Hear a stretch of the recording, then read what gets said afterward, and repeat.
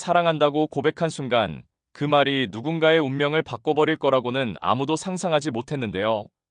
김도윤의 고백은 강재인의 마음을 깊이 흔들었습니다. 그동안 위험할 때마다 늘 곁에서 지켜주던 김도윤이 이제는 자신의 진심을 말했으니 강재인은 더 이상 그를 단순한 동료로만 볼 수 없었습니다.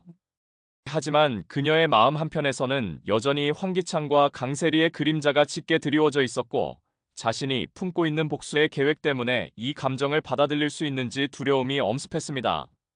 강재인은 잠시 눈을 피하며 고마워요. 그런데 지금은 이런 얘기를 나눌 때가 아닌 것 같아요라고 말했지만 김도윤은 단호하게 아니에요. 이제는 숨기지 않을 겁니다. 재인 씨가 아플 때마다 신경이 쓰이는 이유, 그게 사랑이라는 걸 알아버렸으니까요라고 답했습니다. 그 순간 강재인의 눈가가 떨렸습니다. 마음속으로는 그 말을 기다려왔던 자신을 발견했지만 동시에 이 사랑이 시작되는 순간 더 큰 위협이 닥쳐올 거라는 불안이 몰려왔습니다. 황기찬은 점점 궁지에 몰려가고 있었습니다.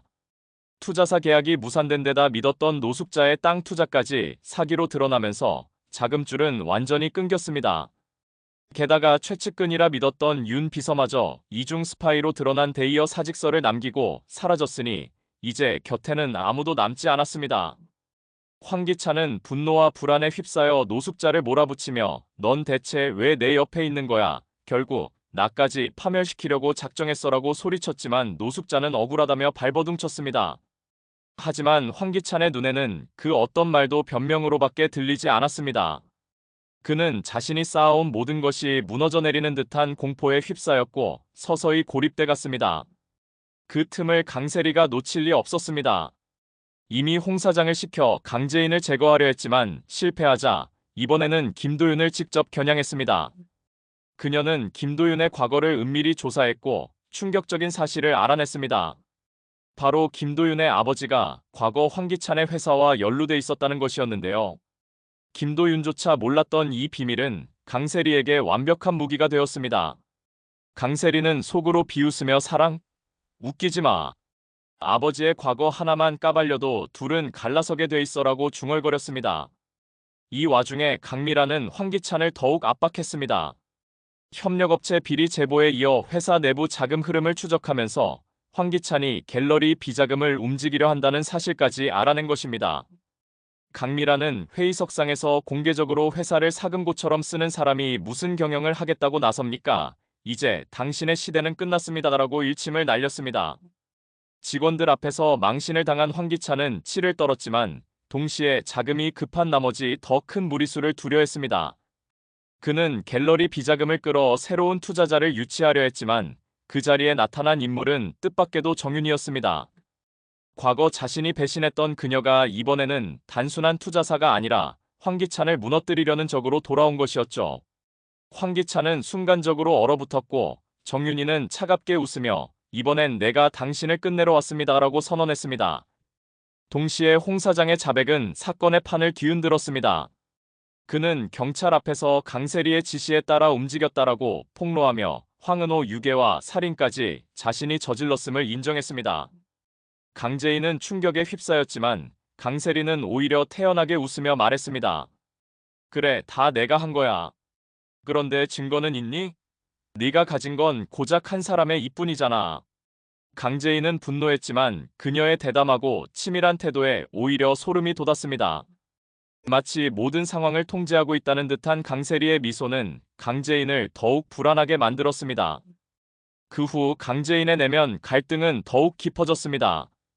김도윤의 고백을 받아들이고 싶은 마음과 복수를 완성해야 한다는 집념이 서로 충돌했기 때문입니다. 더욱이 강세리가 들고 있는 김도윤 아버지의 과거 비밀은 두 사람의 관계를 뿌리째 흔들 위협이 되고 있었습니다. 강재인은 스스로에게 물었습니다. 내가 이 사람과 함께할 수 있을까? 아니면 결국 그를 버리고 복수에만 매달려야 할까? 그녀의 흔들림은 김도윤에게도 고스란히 전해졌고 김도윤은 불안해졌습니다.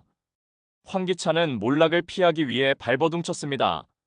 그러나 자금줄이 모두 끊기고 주변 인물들조차 등을 돌리면서 점점 깊은 수렁에 빠져들었습니다. 그는 마지막 카드로 해외 자금을 끌어들이려 했지만 예상치 못한 인물이 그의 앞을 가로막았습니다. 바로 노숙자가 비밀리에 만나고 있던 브로커였는데요. 이 브로커는 황기찬이 의지했던 마지막 희망이었지만 이미 정윤이와 손을 잡고 황기찬을 덫에 몰아넣으려 하고 있었습니다. 황기찬은 이 사실을 알지 못한 채 모든 것을 걸고 협상 테이블에 나섰습니다. 강세리의 집착은 점점 광기 어린 모습으로 변해갔습니다. 그녀는 홍 사장이 체포되며 자신이 위험해졌다는 걸 알았지만 오히려 더 대담해졌습니다. 내가 무너지는 순간 다 같이 끝장내는 거야. 그녀는 스스로를 올가매면서도 동시에 모든 것을 파괴하려는 본능에 휘둘리고 있었습니다. 특히 강재인을 향한 증오는 걷잡을 수 없을 정도로 커져 그녀의 일거수일투족은 점점 불안정해졌습니다. 강세리는 재인의 집 앞을 서성이며 혼잣말을 했습니다. 넌 내가 가져야 할 모든 걸 가졌어. 그런데 왜 아직도 내 앞에 서 있는 거지? 강재인은 이런 강세리의 광기를 감지했지만 여전히 정면으로 맞설 준비는 되어 있지 않았습니다. 그녀는 김도윤에게서 위안을 얻으면서도 동시에 그를 위험에 끌어들이고 있다는 죄책감에 시달렸습니다. 그러던 어느 날 강재인은 집 앞에서 의문의 협박 쪽지를 발견했습니다. 거기엔 단 한 줄이 적혀 있었죠. 너와 내 곁에 있는 사람, 둘 중 하나는 곧 사라질 거다. 김도윤은 협박의 주범이 강세리라는 걸 직감했지만 경찰에 알리려 하지 않았습니다. 이유는 간단했습니다. 재인 씨, 경찰이 개입하면 오히려 강세리가 더 극단적으로 나올 거예요. 제가 직접 맡겠습니다.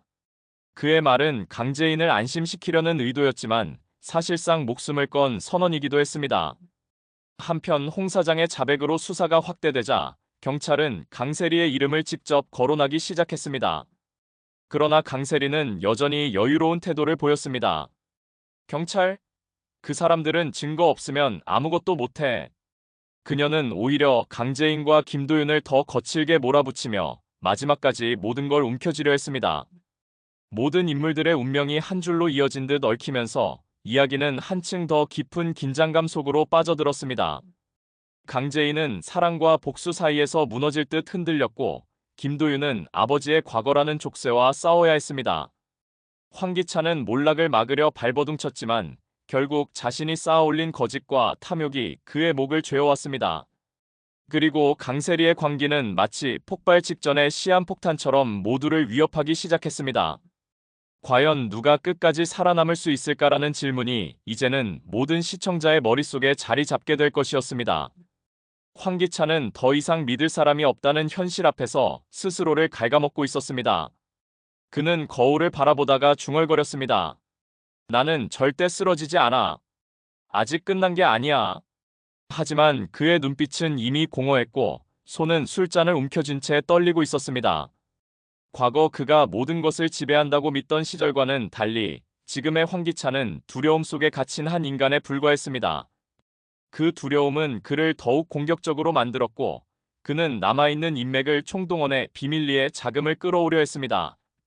그러나 그의 시도가 한 번 성공할 때마다 두 번의 실패가 이어졌고 그 실패가 곧장 언론과 회사 내부에 알려지면서 입지는 더 좁아져 갔습니다. 결국 황기찬은 스스로의 몰락을 막기 위해 거짓을 거짓으로 덮으려 했지만 거짓이 켜켜이 쌓일수록 더 깊은 수렁에 빠져드는 꼴이었습니다. 이 와중에 강세리의 광기는 새로운 국면을 맞이했습니다. 그녀는 강재인을 향한 집착을 숨기지 않고 오히려 드러내기 시작했습니다. 내가 가진 걸 다 빼앗아도 괜찮아. 하지만 재인 너 하나만은 절대 안 돼. 그녀는 자신이 지켜야 할 건 권력도 돈도 아닌 단 하나의 집착이라는 듯 말했습니다. 주변 사람들은 그녀가 위험하다고 느꼈지만 감히 대놓고 말하지 못했습니다. 강세리는 어느 순간부터 스스로도 자제력을 잃고 있었는데 그것이 오히려 그녀에게 더 큰 대담함을 주고 있었습니다.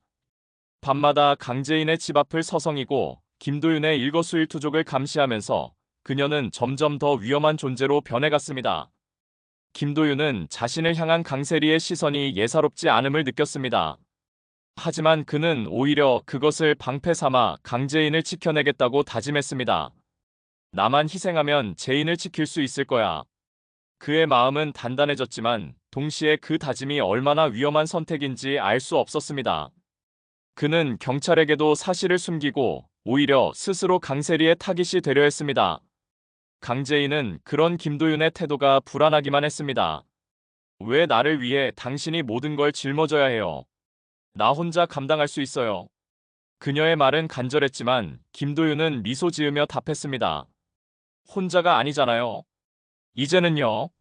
한편 강미라는 황기찬을 향한 압박 수위를 더 높였습니다.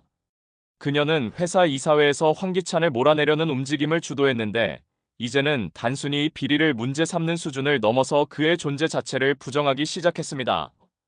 황 회장이 없으면 회사가 더 건강해집니다. 라는 그녀의 발언은 회사 임원들의 지지를 얻었고 황기찬은 곧장 최대 위기를 맞이했습니다. 그는 몰래 노숙자를 불러 너라도 날 도와야 하지 않겠어?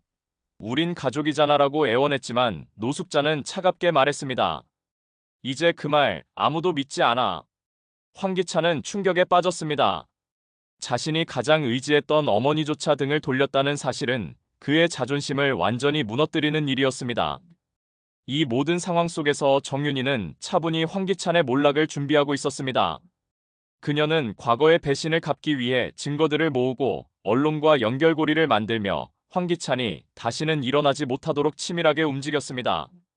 그녀의 눈빛에는 두려움 대신 단호함이 자리 잡고 있었고 황기찬이 무너지는 그날까지 절대 물러서지 않겠다는 결의가 느껴졌습니다.